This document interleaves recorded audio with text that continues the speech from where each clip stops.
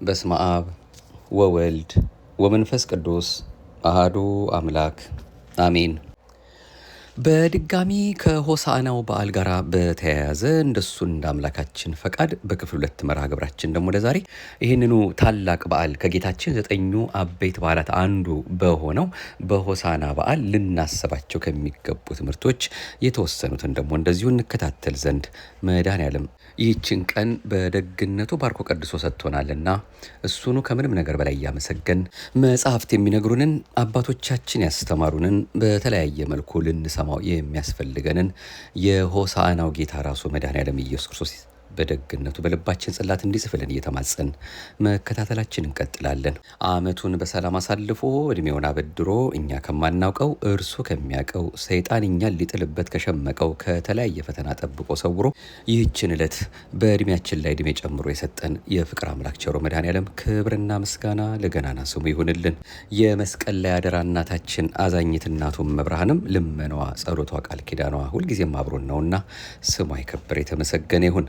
ስለ እናትነት ፍቅሯ ሁልጊዜም እየጠበቀችን እያማለደችን ከልጇ ከወዳጇ ፊት በማያስመልሰው አንገት በማያስቀልሰው ዘወትር እኛን በሚጠብቀው የቀደመ ቃል ኪዳኗ ተከልለናልና አምላካችን አሁንም እናቱን መብርሃንን ስለሰጠን እያመሰገን እሷንም ክብር ይገባሻል እያልን ነው። እንግዲህ መርሃ ግብራችንን ለዛሬም እንደዚሁ እንደተለመደው በማህደረ ተዋህዶ እንደ ኦርቶዶክሳዊት ተዋህዶ ቤተ ክርስቲያናችን እምነት ስርዓትና ትውፊት ከተለያዩ ምንጮች እያመጣን የምንከታተለውን መንፈሳዊ የዩቱብ አገልግሎታችንን በመቀጠል የምናደምጠው ለዛሬ ቅድሚያ የምናደርገው ምናልባትም በክፍል አንድም በጥቂቱ ቢሆን ያየነው ወንጌሉም ራሱ የሚነግረንን መጽሐፈ ስንክሳራችን ይህንኑ የበዓለ ሆሳዕናን በዓል ምን ብሎ እንደሚነግረን ነው የምናየው። በነገራችን ላይ መጽሐፈ ስንክሳር የጥንቱን ነገር ነውና የሚያነሳው ጥንተ ሆሳዕናው መቼ እንደሆነ ሲነግረን መጋቢት 22 ቀን ነው። ጥንተ ስቅለት መጋቢት 27፣ ጥንተ ትንሣኤ መጋቢት 29 ብለን ስንነጋገር እንደነበረው ማለት ነው። ስለዚህ መጋቢት 22 የሚነበበው የሆሳዕናው ምንባብ የጥንቱን ያነሳል። ግን ዞሮ ዞሮ በየዓመቱ የተለያየ ቀን ስለሚውል አሁን ለምንነጋገርበትም ደግሞ መሰረት ስለሆነ እሱኑ እናነሳለን።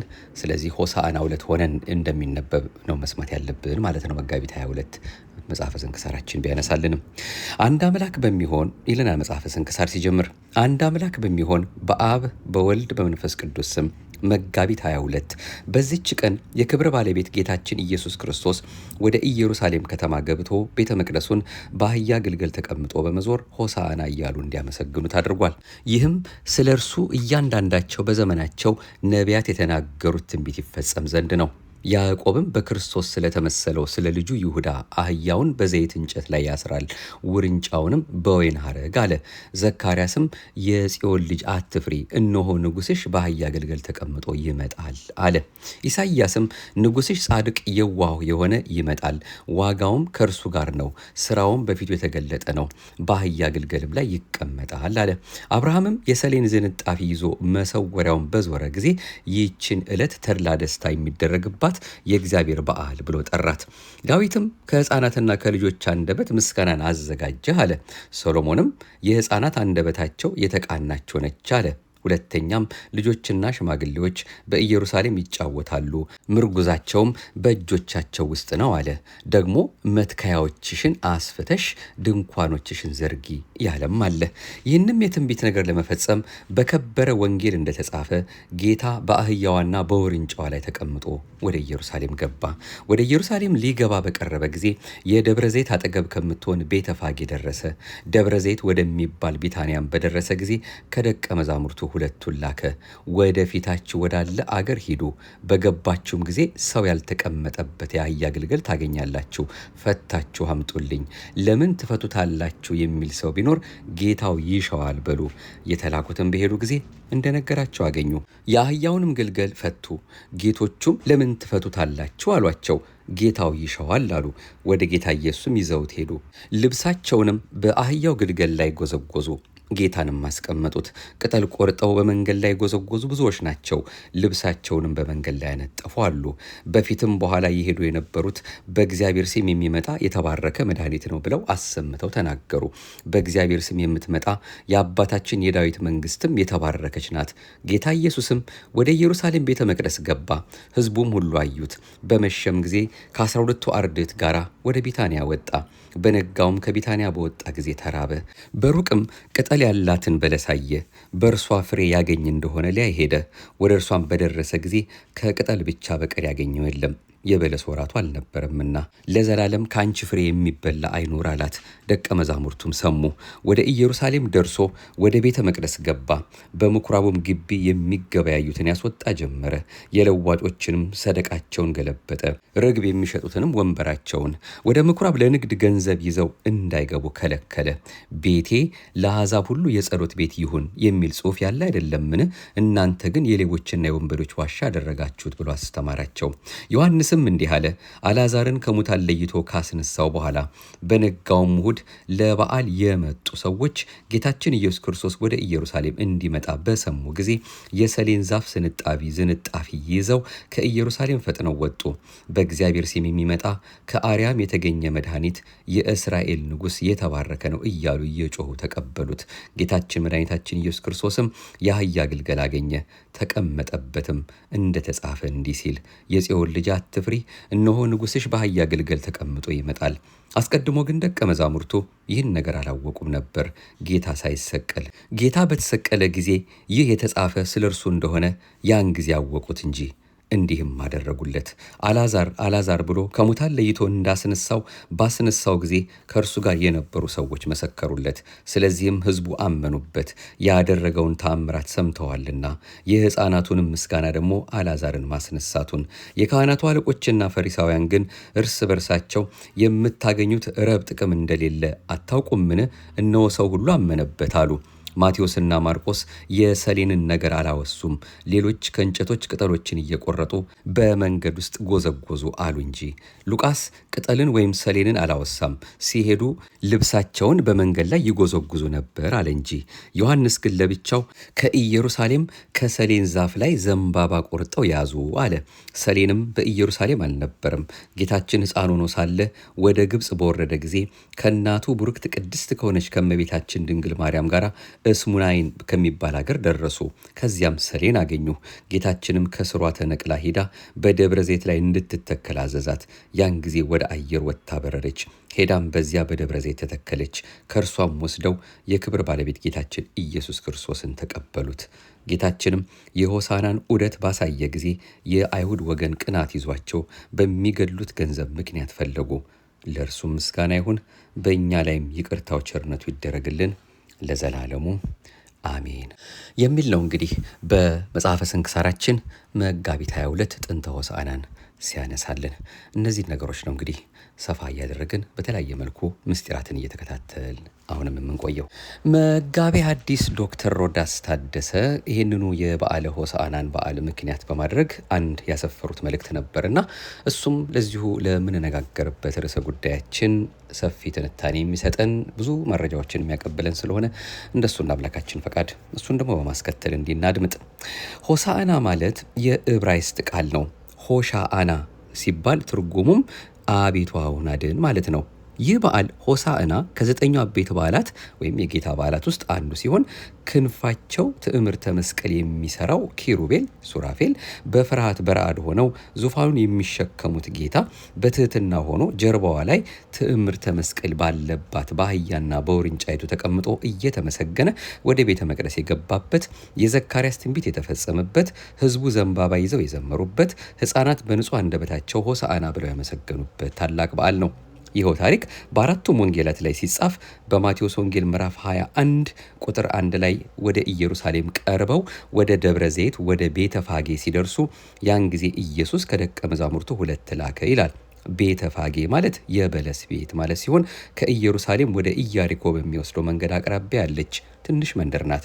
ሁሉን አዋቂ የሆነው ጌታም ጴጥሮስንና ዮሐንስን በፊታችሁ ወዳለችው መንደር ሂዱ፣ በዚያን ጊዜም የታሰረችን አህያ ውርንጫም ከእርሷ ጋር ታገኛላችሁ፣ ፈታችሁ አምጡልኝ በማለት እንደ ማእመረ ህቡአትነቱ ማለትም የተሰወረውን አዋቂነቱ በመንደሯ ውስጥ ስለታሰሩት አህያና ውርንጫ አስቀድሞ ይነግራቸዋል። በተናቀች ግርግም በቤተልሔም በተወለደ ጊዜ ላምና አህያ ትንፋሻቸውን እንደገበሩለት አሁንም በሰዎች በተናቀች አህያ በጌትነት ተቀምጦ እንዲመሰገንባት መርጧታል። በልደቱ ማንም ያልገባባት የማይገባባት የሕዝቅኤል የታተመች መቅደስ የተባለች ዘላለማዊት ድንግል እመቤታችንን እንደመረጠ ዛሬም በሆሳዕና ማንም ሰው ያልተቀመጠበት ውርንጫ እንዲያመጡ አዘዘ። ከዚያም ማንም አንዳች ቢላችሁ ለጌታ ያስፈልጉታል በሉ፣ ወዲያውም ይሰዳቸዋል በማለት የሁሉ ጌታ እርሱ መሆኑን አመለከታቸው። በተሰጣቸው ስልጣነ ክህነት የሕዝቡንም የአሕዛቡንም ኃጢአት የማሰር የመፍታት ሰማያዊ ስልጣነ ክህነት የተሰጣቸው ሐዋርያትን የሕዝብ ምሳሌ የሆነችውን አህያይቱንና የአሕዛብ ምሳሌ የሆነችውን ውርንጫዋንም እንዲያመጡ አዟቸዋልና። ሊቁ ጀሮምም ደቀ መዛሙርቱ አህያይቱንና ውርንጫይቱን ለመፍታት ሁለት ሆነው መላካቸው ለሕዝብም ለአሕዛብም መላካቸውን ያመለክታል ብሏል። ሊቁ አምብሮስ ደግሞ አህያይቱን ለመፍታት ማንም አይከለክላችሁም ብሎ መላኩ ጌታ ለደቀ መዛሙርቱ የሰጣቸው የማሰር የመፍታት ስልጣን ሰማያዊ መሆኑን ያመለክታል በማለት ልዩ ምስጢርን አስተላልፎበታል። አምጥተው ልብሳቸውንም በእነርሱ ላይ ጫኑ። በአህያዋና በውርንጫዋ ላይ ኮርቻ ሳይሆን ልብስ ማድረጋቸው ኮርቻ ይቆረቁራል፣ ልብስ ግን አይቆረቁርምና የማትቆረቁር ሕግ ሰራህልን ሲሉ ነው። ዳግመኛም ልብስ በአካል ላይ ያለውን ሀፍረት እንዲሰውር አንተም በደላችን የምትሰውርልን ይቅር ባይ ነህ ሲሉ በማለት መተርጉማን ይተነትናሉ። በተጨማሪም ልብስ በልጅነት ይመሰላልና የተገፈፍነውን የጸጋ ልብሳችንን ልጅነትን ትመልስልናለህ ሲሉ ነው። ቅዱስ ኤፍሬም ይህን ሲተረጉም ልብሳቸውን አውልቀው ያነጠፉለት ሰዎች አሮጌውን ማንነታቸውን ትተው አዲሱን ልብስ ክርስቶስን መልበሳቸውን ያስረዳል።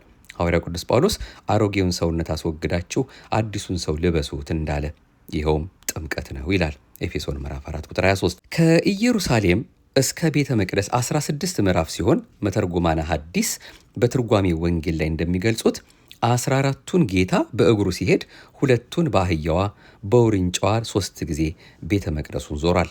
14ቱ በእግሩ መሄዱ የ10ቱ ቃላት፣ 4ቱ ደግሞ የ4ቱ ኪዳናት ምሳሌ ሲሆን 2ቱ በአህያዋ መጓዙ የፍቅረ እግዚአብሔርና የፍቅረ ቢጽ፣ 3ቱን ደግሞ በውርንጫዋ ተቀምጦ ቤተ መቅደሱን መዞሩ የሶስትነቱ የአንድነቱ ምሳሌ ነበር።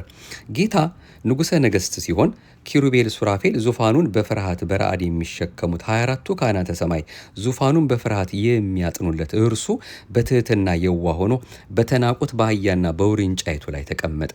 ይህም የተናቁትን ሊያከብር እንደመጣና በየዋሃን ምዕመናን ልቦና እንደሚያድር ለማሳወቅ በእነርሱ ተቀመጠ። በተጨማሪም መተርጉማን እንዳመሰጠሩት በአህያ የተቀመጠ አባሮን እንደማይዝ ሸሽቶም እንደማያመልጥ እርሱም ካልፈለጉት እንደማይገኝ ከፈለጉት እንደማይታጣ በምስጢር አመለከታቸው። በተጨማሪም አህያ ሲፈጥራት በጀርባዋ ላይ ትዕምርተ መስቀል ያላት ናትና ትዕምርተ መስቀል እሷ እንድትፈታ ማዘዙ ከ5 ቀን በኋላ በመስቀል ተሰቅሎ በሲኦል የታሰሩትን የሰው ልጆችን ነፃ ሊያወጣ መጥቷልና አህያ መርጧታል። ቅዱስ ዮሐንስ አፈወርቅ ስለዚህ ነገር በትርጓሜ ወንጌሉ ላይ እነዚህ እንስሳት መላውን የሰው ልጅ ይወክላሉ፣ ሁለቱም አህያ መሆናቸውም የሰው ልጅ ክርስቶስ ከመምጣቱ በፊት የነበረውን አኳኋን የሚያስረዳ ነው። ምክንያቱም አህያ በኦሪቱ ዘንድ ንጹሕ እንስሳ አይደለችም፣ ብዙ ክብደት ያላት የማትወደድ እንስሳ ናት፣ ደካማ ናት። ሰውም እንደተናገርን ክርስቶስ ከመምጣቱ በፊት እንዲህ ነበረ በማለት አመስጥሯል። ሊቁ ቅዱስ ቄርሎስ ዘእስክንድሪያም ፈጣሪ ኩሉ እግዚአብሔር ሰውን በምድር ላይ ጠቢብ አድርጎ ፈጥሮት ነበር፣ ማሰብና ማሰላሰል የሚችል ፍጥረት አድርጎ ፈጥሮት ነበር። ሰይጣን ግን አታለለው። ምንም እንኳ ሰው በሥላሴ አምሳል ቢፈጠርም መልኩን አበላሸው። ፈጣሪ ኩሉ እግዚአብሔርን ማወቅ ተሳነው። ክፉ ሰይጣን ሰውን እንስሳ እስኪመስል ድረስ ክብሩን አዋረደው። መዝሙረኛው ዳዊትም ሰውስ ክብሩን አላወቀም፣ የሚጠፉ እንስሳትን መሰለ ያለውም ስለዚሁ ነው። መዝሙር 49። በመሆኑም አህያይቱ ክብራቸውን አጥተው ተዋርደው የነበሩትን እስራኤል ዘሥጋን ትመስላለች። እስራኤል ከሕጉ ጥቂት ነገር ያውቃሉ። ከነቢያትና ከቅዱሳንም ትንሽ ያውቃሉ። ከሁሉም በላይ ደግሞ ወደ አሚን የሚጠራቸውን ክርስቶስን አልታዘዙትም። እኔ የዓለም ብርሃን ነኝ ሲላቸውም እንደ አህያይቱ በድንቁርና ተይዘው እንደነበረ ሲገልጥላቸው ነው። ውርንጫይቱ ደግሞ አሕዛብን ትወክላለች። ውርንጫ እህልን ለመጫን እንደማታገለግል ሁሉ አሕዛብም ማኅደረ እግዚአብሔር ከመሆን ርቀው ነበርና በማለት ገልጿል። ያን ጊዜ ከሕዝቡም እጅግ ብዙዎች ልብሳቸውን በመንገድ ላይ ያነጠፉ። ይህንም ማድረጋቸው ስንኳን አንተ የተቀመጥክባት አህያ እንኳ መሬት መርገጥ አይገባትም ሲሉ ነበር። እንስሳዋ እንኳ ጌታ ቢቀመጥባት እንዲህ ክብር ያገኘች ከሆነ ያደረባቸው ቅዱሳንማ የሚገባቸው ክብር ምን ያህል ይሆን? ይልቁንም 9 ወር ከ5 ቀን በማህፀኗ የተሸከመችው ከስጋዋ ስጋን ከነፍሷ ነፍስን ነስቶ ሰው የሆነውን አምላክን የወለደችው ቅድስት ንጽሕት ድንግል ማርያም ክብርማ እጅጉን ታላቅ ነው። ጌታ የተቀመጠባት አህያ በክብር ወደ ኢየሩሳሌም እንደገባች ጌታ ያደረባቸው ምእመናን ደግሞ በታላቅ ክብር ወደ ኢየሩሳሌም ሰማያዊት ይገባሉ። ሌሎችም ከዛፍ ጫፍ ጫፉን እየቆረጡ በመንገድ ላይ ያነጥፉ ነበር። ይህም ዘንባባ ብዙ ምሳሌ ያለው ነው። ይኸውም በእስራኤል ያለው ሰሌን፣ ተምር ወይም ቴምር ዘይት ነበርና ያንን ቆርጠው አመስግነውታል። ይኸውም ምሳሌነት ያለው ነው። ይህም ሰሌን እሾሃማ እንደሆነ ትዕምርተ ኃይል ትዕምርተ መዊ አለ ሲሉ ነው። እሳት ለብልቦ ይተዋዋል እንጂ እንደማያቃጥለው ባህሪህ አይመረመርም ሲሉ ነበር። ዳግመኛም ከሰሌን ዝንጣፊ ጋር ተመሳሳይ ተምር ይለዋል። ይህም ተምር ልዩ ነው። አንተም ልዑለ ባህሪ ነህ ሲሉ ፍሬው አንድ እንደሆነ አንተም ዋህደ ባህሪ ነህ ሲሉ ነው። በእሾህ የተከበበ ነው፣ ባህሪህ አይመረመርም ሲሉ ነበር።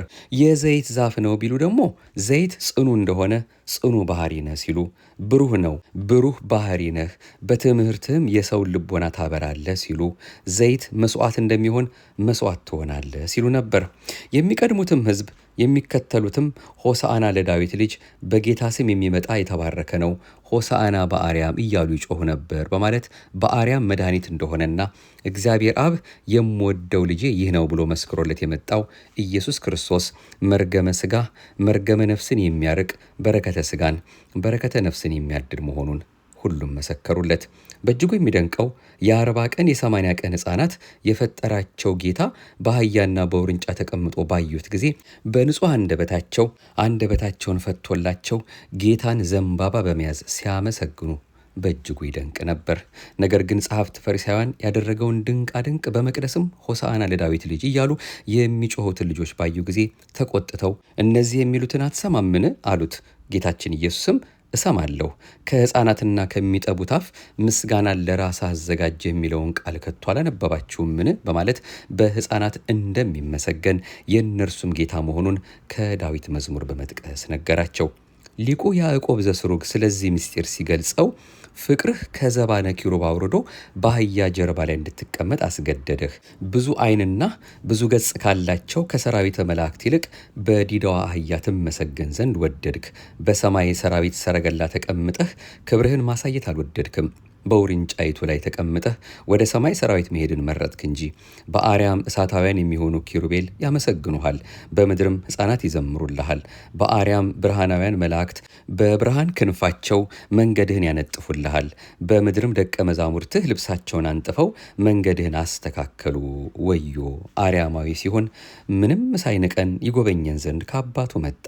እርሱም በገዛ ፈቃዱ ሰው እስከ መሆን ደርሶ መጣ። በአህያ ላይ ተጭኖም ይጎበኘን ዘንድ መጣ። ነቢዩ ዘካርያስ የመንፈስ ቅዱስን እንዚራ ይዞ በደስታ ትንቢትን ለመናገር ይቻኮላል፣ እየደረደረም የጽዮንን ልጅ ይጠራታል በማለት አስተምሯል። የምስጋና ጌታ ኢየሱስ ክርስቶስ በአህያዋና በውርንጫዋ ላይ ተቀምጦ ሕፃናትን ጨምሮ ዘንባባ ሰሌን በያዙት ሁሉ ሆሳዕና በአርያም እየተባለ እየተመሰገነ ወደ ቤተ መቅደስ የገባበትን ታላቁን በዓል ከሁሉም ዓለም አስበልጣ በታላቅ ክብር የምታከብርና የምታስተምረው የኢትዮጵያ ኦርቶዶክስ ተዋሕዶ ቤተ ክርስቲያን ናት። ይኸውም ታላቁ የምስጋና ዕለት ሲደርስ ወይም ሊደርስ ሲቃረብ ስንዷ እመቤት አስቀድማ በቅዱስ ጎርጎርዮስ ዘኑሲስ የቁርባን ምስጋና የአጋዕዝትና የመናፍስት ጌታ በተዋረደ አህያ ግልገል ተቀምጦ ወደ እርሷ ገባ። በእግዚአብሔር ስም የሚመጣ ቡሩክ ነው። አንተም የአማልክት አምላክ የእስራኤልም ንጉሥ እግዚአብሔር ብሩህ ነህ እያሉ ለሚያመሰግኑ ሕፃናት ሁሉ ጌትነቱን አሳየ። የሆሳዕናን ዑደት ለእነርሱ ለደቀ መዛሙርቱ አሳየ። ቡሩክ እርሱ በታላቅ ቃል እየጮኻችሁ ሆሳዕና በአርያም በሉ አላቸው። ሆሳዕና በአርያም ሆሳዕና በአርያም ሆሳዕና በአርያም ከመድኃኒትነቱ የተነሳ ከዚህ አስቀድሞ ያልተደረገ ከዚህም በኋላ የማይደረግ ተአምራትንና መንክራትን አሳየ።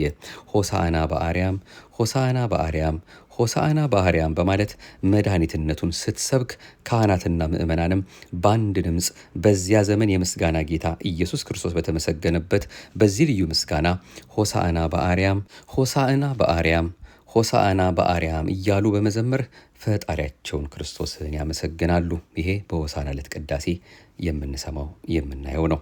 ከዚያም በዋዜማው በእምርት ዕለት በዓልነ ንፉሕ ቀርነ በሚለው እንግዲህ ማለት ነው በታወቀች በበዓላችን ዕለት በጽዮን መለከትን ንፉ፣ በመቅደሴ ተራራም ስበኩ። ይህች ዕለት የእግዚአብሔር በዓል ናት። በአርያም መድኃኒት የተባልክ የእስራኤል ንጉሥ አንተ ቡሩክ፣ ማለትም መርገመ ሥጋ መርገመ ነፍስን የምታርቅ በረከተ ሥጋ በረከተ ነፍስን የምታድል ነህ በማለት ልዩ ምስጋናዋን ጀምራ እስከ ሌሊቱ ድረስ በልዩ ምስጋና እየሰበከችው በኋላም ቤተ መቅደሱን በውርንጫዋ ተቀምጦ እንደዞረ በአራቱ ማዕዘን የጌትነቱ ወንጌል እየተነበበ ካህናቱም ምእመናንም በእጃቸው የዘንባባ ዝንጣፊ ይዘው ሆሳዕና በአርያም ሆሳዕና በአርያም ሆሳዕና በአርያም እያሉ ያመሰግኑታል።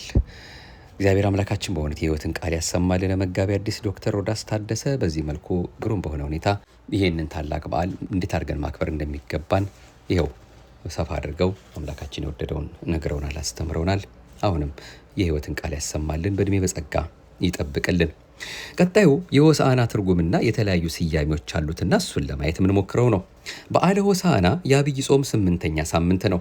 በዓለ ሆሳዕና በሊቃውንቱ ዘንድ የጸበርት እሁድ በእንግሊዝኛው ፓልም ሰንዴይ ወይንም በዓለ ጸበርት ይባላል። ትርጉሙም የሰሌን ወይም የዘንባባ በዓል ማለት ነው። ይህም በበዓሉ የዘንባባ ዝንጣፊ ተይዞ ስለሚከበር ነው። የዘንባባ ዝንጣፊ መያዝ የድል አድራጊነትና የመልካም ምኞት ነው። ይህም በዮዲት ታሪክ ተጽፏል። በመጽሐፈ ዮዲት ምዕራፍ 15 ቁጥር 12 እንደተጻፈው ዮዲት ሁሉን በሚገዛ በእግዚአብሔር ኃይል ሆሎፎርኒስ የተባለውን ንጉሥን ድል ባደረገች ጊዜ አዋልደ እስራኤል ሊያዩዋትና ሊመርቋት በዓል አድርገውላት ነበር። ዮዲትም በእጇ የዘንባባ ዝንጣፊ ይዛ ነበር። ከእርሷ ጋር ለነበሩ ሌሎች ሴቶችም የዘንባባ ዝንጣፊ ሰጥታቸዋለች። ዳግመኛም ይህ በዓለ ሆሳዕና የወይራ በዓል ተብሎም ይጠራል። ይኸውም በጥንት ዘመን የነበሩ ቅብጣውያን ወይም ግብፃውያን በየዓመቱ ከምሽት ጀምሮ የወይራ ዝንጣፊ ይዘው በዓለ ሆሳዕናን በአደባባይ ያከብሩ ስለነበር ነው።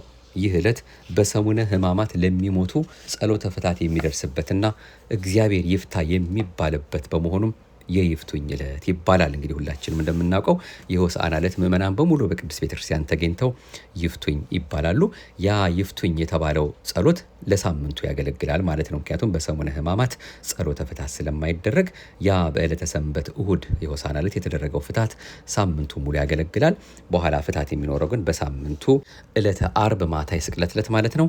ነፍሳት ከሲኦል ከወጡ በኋላ ከዚያ በኋላ ነው። መስቀል ማሳለም ባይኖርም ጸሎተ ፍታት ግን እንደሚኖር ከወዲሁ ቅዱስ ቤተክርስቲያናችን ትምህርት በዚህ መልኩ ትሰጠናለች። በተጨማሪም በዓለ ሆሳዕና የአበባ እሁድ ይባላል። ይኸውም በዕለቱ ዘንባባ በማይገኝባቸው በአንዳንድ የአውሮፓ አካባቢዎች በዘንባባ ፈንታ በጸደይ ወራት በወንዝ ዳር የሚበቅሉ አስቀድመው የደረሱ ለስላሳ ቅጠል ያላቸው አበቦችና የአበቦች ዝንጣፊ ተባርኮ ለምእመናን ስለሚታደል ነው። በኦሪት ዘሌዋውያን ምዕራፍ 23 ቁጥር 40 ላይ በመጀመሪያው ቀን የመልካም ዛፍ ፍሬ የዘንባባ ቅርንጫፍ፣ የለመለመውን ዛፍ ፍሬ ቅርንጫፍ፣ የወንዝም አሃያ ዛፍ ውሰዱ፣ በእግዚአብሔር ፊት 7 ቀን ደስ ይበላችሁ ተብሎ ተጽፏል። ሆሳዕና አሁንም የሰላም ንጉሥ የኢየሱስ ክርስቶስ በዓል ነው።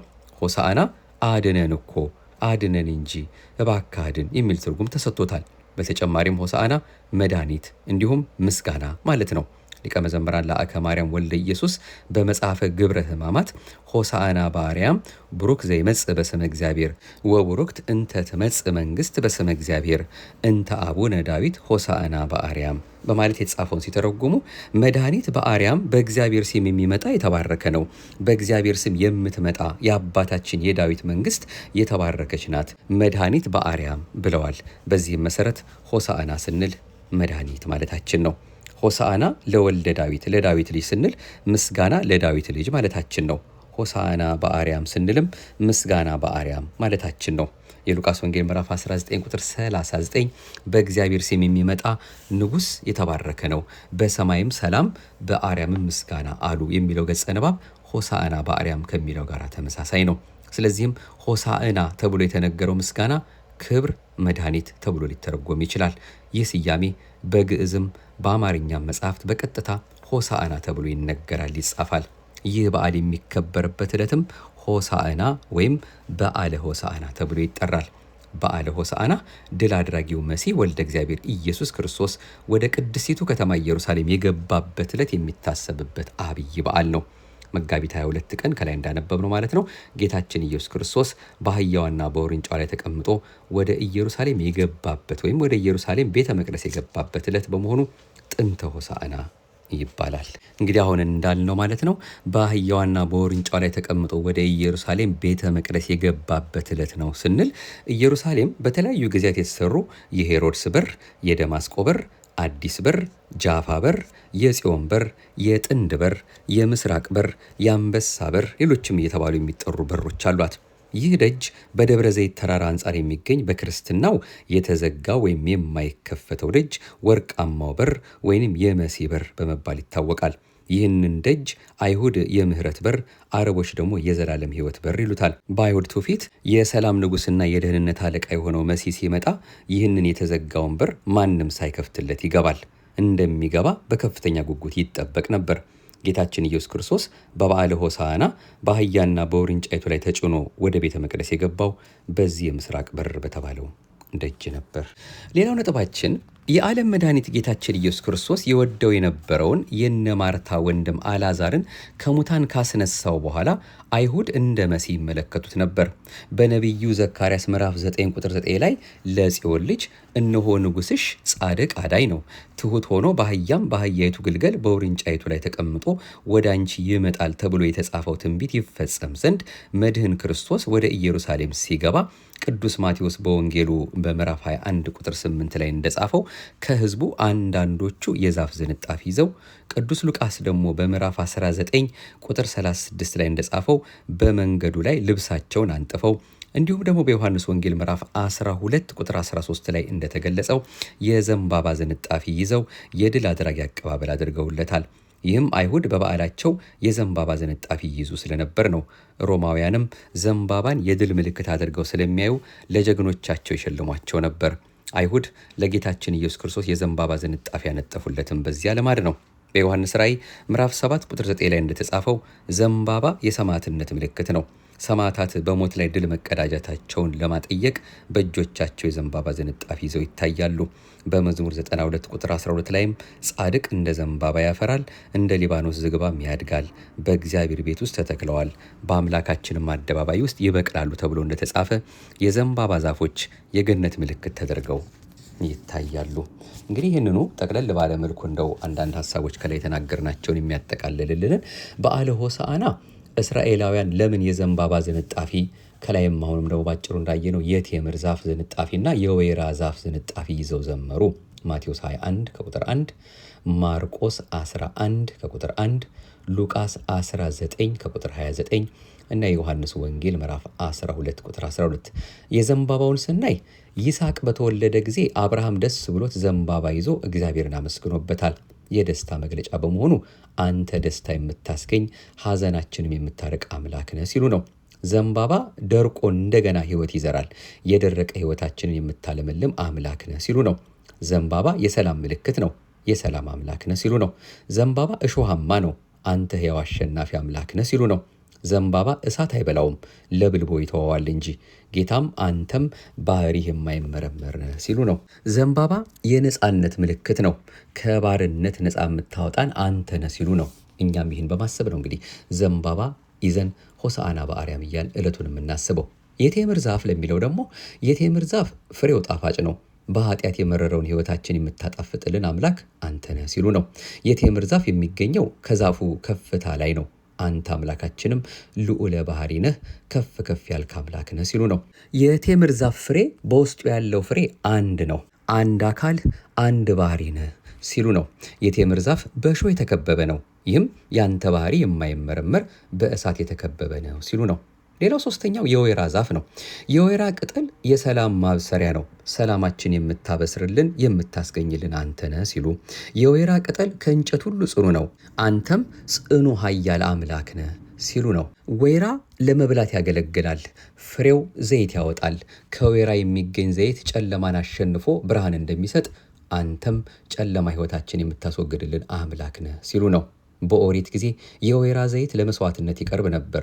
አንተም እንደ ዘይቱ ለመተላለፋችን መስዋዕት ሆነህ የምትቀርብ አምላክ ነህ ሲሉ ይህንኑ አድርገዋል። በመስቀል ላይ እሱ አምላካችን መስዋዕት ሆኗልና።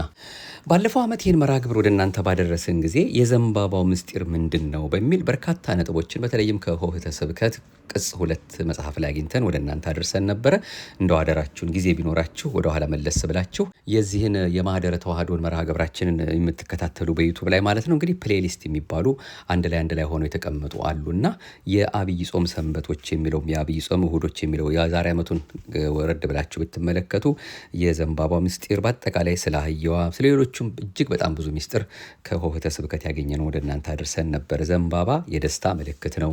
ዘንባባ የድል ምልክት ነው። ዘንባባ የውበት ምልክት ነው። ዘንባባ የጽናት ምልክት ነው። ዘንባባ የነጻነት ምልክት ነው። ዘንባባ እሾሃማ ነው። ዘንባባ እሳት አይበላውም። ዘንባባ ጽኑ ነው። ዘንባባ ብሩህ ነው። ዘንባባ አይጠወልግም። ዘንባባ ልዑል ነው። የዘንባባ ፍሬ ጣፋጭ ነው። የዘንባባ ፍሬ አንድ ነው እያልን ያደረስናችሁ እንደሱ አምላካችን ፈቃድ በጣም ብዙ ሚስጥራትን የያዘ መልእክት ነበርና እሱን ወደኋላ ብታዩት የበለጠ ትጠቀማላችሁ ብለን ተስፋ እናደርጋለን። ለዛሬ እንደው እንዳይበዛብን በዚህ መልኩ መርሃ ግብራችንን ጠቅለን ለማድረግ ወደናል።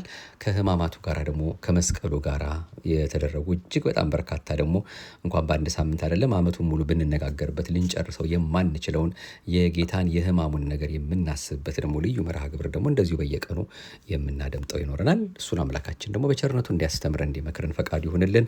የሆሳዕናን ነገር እናንተም ባገኛችሁት አጋጣሚ ሁሉ ልትሰሙት ስለምትችሉ እኛም እንደ አቅማችን ያህል በመጽሐፍቶቻችን በቅርባችን ካሉ ወደ እናንተ ልናደርስ የወደድነውን ያውም አሳንሰን እንደው እንዳይቀር ያህል ነው ይህን መርሃ ግብር ወደ እናንተ ያደረስነው እንጂ እጅግ በጣም ብዙ ልንሰማቸው ልንከታተላቸው የሚያስፈልጉ ብዙ ሚስጥራትን አንድም እያሉ አባቶቻችን የፈቷቸው ብዙ ሚስጥራት እንዳሉ ሳንዘነጋ ማለት ነው። እንግዲህ በቅድስት ቤተክርስቲያን መገኘት ግድ ነው። መቼስ ሁላችንም እንገኛለን። ወንጌል ከቅዳሴ በኋላ አራቱም ወንጌል በአራት ቦታ እየተዞረ ምስባክ እየተሰበከ ታያላችሁ። ስርዓቱን ያው ሁሉ ዑደት እንግዲህ የሚዞረው ዑደት በኢትዮጵያ ባሉ ቤተክርስቲያናት ቢሆን እንዳለ በመቅደሱ እየተዞረ ነው። እዚህ ግን ስለማይመች ብዙ ጊዜ አንድ ቦታ ሆነው በአራት አቅጣጫ እየዞሩ ነው እዛው የሚያደርጉት። ይህን እንግዲህ ስርዓት ሁሉ እናያለን። ዘንባባው ይታደለናል። ጸሎተ ፍትሐት ይደረጋል። ከዛ ደግሞ ሰኞ፣ ማክሰኞ፣ ረቡዕ ደግሞ እንግዲህ ጸሎተ ፍትሐት አይደረግም። መስቀል ማሳለም የለም። በአደባባይ ሲሆን አናማትብም። ሌሎች ነገሮች ሁሉ ልናስተውላቸው የሚገቡ በየዕለቱም ደግሞ የተፈጸሙ ነገሮች አሉ። እነሱንም በየዓመቱ አድርሰናችኋል። እንደው ሳይበዛ ግን አነስ እያደረግን ሌሎች የመስቀሉን ነገር እያበዛን የምንከታተልበት ደግሞ መርሃ ግብር እሱ መድኃኔዓለም እሱ በቸርነቱ ይርዳን፣ ይደግፈን፣ ያቁመን መለስ ብለን የምንመለከታቸው የምናስታውሳቸው መርሃ ግብሮችም ይኖሩናል። ለዛሬው እነዚህ ነው ብለናል። በክፍል 2 እንግዲህ 2 ክፍሎችን ተመሳሳይ ነገሮች ያሉባቸውም ግን በውስጡ ደግሞ የተለያዩ ሚስጥሮችን ያገኘንበት ይመስለናል። እንግዲህ በእነዚህ በሁለቱ ሌሎች ጉዳዮቻችን ደግሞ በስፋት ከሰሞኑ እንመለስባቸዋለን። ይህንን የሰሙነ ሕማማቱን ሳምንት በሰላም አሳልፎ ደግሞ ለብርሃነ ትንሣኤው እንዲያደርሰን በበለጠ የኢየሱስ ክርስቶስ መስቀል በፊታችሁ እንደተሳለ ሆኖ ነበረ፣ ይህን እንዳታስተውሉ፣ ለእውነት እንዳትታዘዙ አዚም ያደረገባቸው ማን ነው ብሎ ገላትያ ምዕራፍ 3 ቁጥር 1 ላይ እንደተናገረ እናንተ የማታስተውሉ ገላትያ ክርስቲያኖች ብሎ እንደወቀሰ እኛም በእውነት የመስቀሉን ነገር ፊት ለፊታችን አስቀምጠን ነው እንግዲህ ይህን ሳምንት በሰላም አሳልፎልን ትንሣኤን ማየት የሚገባውና ከምንበላውም ከምንጠጣውም ቀንሰን ከጾሙ ከጸሎቱ ከስግደቱ አብዝተን እግዚአብሔር አምላካችን ለእኛ ያደረገውን ውለታ የምናስብበት። ለዚህ ነው ቅዱስ ቤተክርስቲያናችን ይሄ ሳምንት ለብቻው እንዲታሰብ ያደረገችው። የጌታ ጾም ያለቀው በኒቆዲሞስ አርብ ነው። አሁን ከሰኞ በኋላ ያለው በቅዱስ ቤተክርስቲያናችን የተጨመረው ሕማማቱ ግን የአምላካችን ሕማም በተለየ መልኩ በልባችን ያድር ዘንድ የመስቀሉን ፍቅር እያሰብን እንድንሰነብትና ይቅር በለን ማረን፣ አላበጀንም፣ አንተ ለእኛ ያን ሁሉ አድርገህልን እኛ ግን ረሳንህ፣ በብዙ በዓለማዊ ነገር ተጠላለፍን፣ አንተን ረስተን ነው ብዙ ነገሮቻችን እየባከነብን ያለው። እባክህ ልባችንን ላንተ አፍሰን የመስቀሉን ነገር በልባችን ሰሌዳ ስለህብን ቀራኔውን የእኛን ልቦና አድርገህልን ያንን እያሰብን እንድንኖር እባክህ እርዳን፣ ደግፈን፣ እባክህ ሰው አድርገን፣ ክርስቲያን አድርገን፣ ለልባችን ልብ ስጥልን ብለን ለእሱ ለአምላካችን በእውነት ራሳችንን አስገዝተን የምናሳልፍበት ሳምንት ስለሆነ ብንችል በየአብያተ ክርስቲያናቱ መቼም ብዙዎቹ አንዳንድ ነው ካልቸገረ በስተቀረ በግል ያሉ ቤተክርስቲያናት በተለይ ሙሉ ቀን አገልግሎት ስላለ በዛ እየሄድን ከጸሎቱም ከስግደቱም በቤታችንም ሆነ በኢንተርኔትም ቢሆን ከአቅም በላይ ከሆነ ማለት ነው እየተከታተልም ይሄን ሳምንት እሱ አምላካችን እንደሚወዱ አድርገን እንድናሳልፈው ያስፈልገናል። በዚህ መልኩ እንግዲህ እንዲያበረታን ነው። ፈታኝ ደግሞ እኛ ይሄን ስናስብ እሱ ደግሞ በዛው ልክ ደግሞ እንደዚሁ ከኛ በላይ ከጽድቅ ሊያርቀን ከመስቀሉ አይናችንን ሊያርቅብን ጓጉቶ ወይም ደግሞ ቋምጦ እየፈለገ እየጠበቀን ነውና አሁንም እያማተብን በግላችን እያማተብን ቢሆን እኔ አምላኬ ነኝ፣ ይሄ ሰውነት እግዚአብሔር ዋጋ የከፈለበት ሰውነት ነው፣ በዋጋ ተገዝታችኋልና የራሳችሁ አይደላችሁም፣ ስለዚህ በስጋችሁ እግዚአብሔርን አክብሩ ብሎ ሐዋርያ ቅዱስ ጳውሎስ አንደኛ ቆሮንቶስ ምዕራፍ 6 ቁጥር 20 ላይ እንደነገረን ዋጋ የተከፈለበት ደም የፈሰሰበት ጎኑን በጦር የተወጋበት የሸዋ አክሊል የደፋበት ምራቅ የተተፋበት 6666 ጊዜ የተገረፈበት በገመድ ወዲህ ወዲያ እያሉ እያንገላቱ ከሊጦስጥራ ግቢ እስከ ከቀያፋ ግቢ እስከ ሊጦስጥራ አደባባይ በአጠቃላይ ብቻ ግን አምላኬ ያን ሁሉ መከራ የተቀበለበት ይህ ሰውነት በማይረባ ነገርማ አላሳልፈውም፣ የአምላኬ ነኝ አንተማ አታሸንፈኝም እያል ያውም በእኛ አቅም አይደለ በሱ በአምላካችን ቸርነት ነው ሁሉን የምናደርገውና ለሱ ለአምላካችን አሳልፈን እየሰጠን እርዳን ያንተን ፍቅር ለማሰብ የመከራ ተካፋይ አድርገን ብለን ፍቅሩን እያሰብን እንድናሳልፈው ያስፈልገናልና በዚህ መልኩ እንደ አቅማችን ባለን ሁኔታ ሁሉ ከዚህ ከቲክቶኩም ከምኑም ትተን አሁን አምላካችንን የሚመስለውን ብቻ እሱ የሚወደውን ነገር ብቻ ቃሉን እየሰማን ሕማማቱን እያሰብን እንድናሳልፍ መድኃኔዓለም በእውነት ልቦናውን ማስተዋሉን ጥበቡን እንዲያድለን የይቅርታውን ስራ እንዲሰራልን አሁንም ፈቃዱ ይሁንልን። እርሱ ያበረታን። እሱ ካላበረታ እሱ ካላመለከተ በራስ ምንም እናደርገው ነገር የለምና ለእሱ አሳልፈን እንስጠው። የፍቅር አምላክ ደግሞ እሱ ለእኛ ይሄን ማሰባችንን ሲያውቅ እንኳ ይረዳናል፣ ይደግፈናል፣ ያቆመናል። ፍቅሩን አብዝቶ ለዚህ ያደረሰን አምላካችን አሁንም ይችን ሳምንት በሰላም እንዲያሳልፈን የደግነቱን ስራ እንዲሰራልን ፈቃዱ ይሁንልን። ከዕለተ ሆሳዕና ጀምሮ እንግዲህ እንዲህ ይባላል። እንበለ ደዌ ወሕማም እንበለ ጻማ ወድካም በፍስሐ ወበሰላም አመ ከመዮም ያብጽሐኒ ያብጽሕክሙ እግዚአብሔር። ያለ ደዌና ያለ ሕማም ያለ ጻማና ያለ ድካም እግዚአብሔር እንደ ዛሬይቱ ቀን በደስታና በፍቅር በአንድነት ያድርሰኝ ያድርሳችሁ በማለት መስቀል ተሳልመን እንግዲህ ከዛሬ በኋላ ይህንኑ ታላቁን የሕማማትን ሳምንት እናሳልፋለን ማለት ነው። እግዚአብሔር አምላካችን አሁንም በሰላም አስጀምሮ በሰላም ያስፈጽመን። ለሱባኤውንም ደግሞ ይህንን 40 ቀኑን ለመጨረስ ያበቃን፣ ቀሪውን ጊዜ ደግሞ የበለጠ የምንጸናበት እንዲያደርግልን ፈቃዱ ይሁንልን። 40 ሁዳዴ መወደድ አክፍሎት አለ የግድ የሰው ሁሉን መጎጃው በሕማማት እንጂ ነው።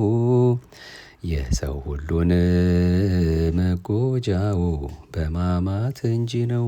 እንግዲህ አንድም ሰው በሕማማት እንጎዳለን፣ በሕማማት ደግሞ ራሳችን እየጎዳን አምላካችን እናገኛለን ማለት ነውና በዚህ መልኩ እንድናስበው ነው። ይቆየን።